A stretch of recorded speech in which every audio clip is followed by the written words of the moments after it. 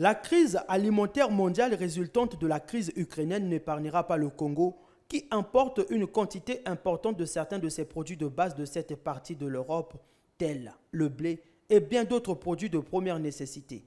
Pour amortir l'impact et éviter le choc de cette crise alimentaire aux populations, le chef du gouvernement mettait sur pied par note de service 0014 une cellule devant veiller à la maîtrise des prix et des produits de première nécessité et protéger les populations contre la famine et l'inflation, entre autres.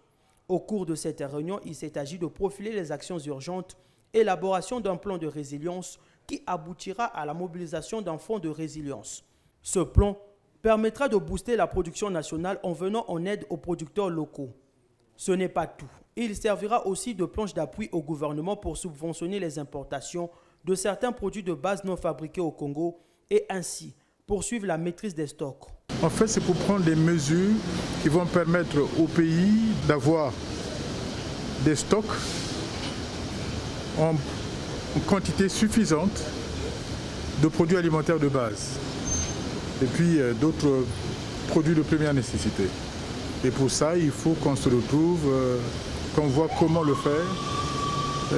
On a pensé qu'il fallait mettre en place un plan de résilience.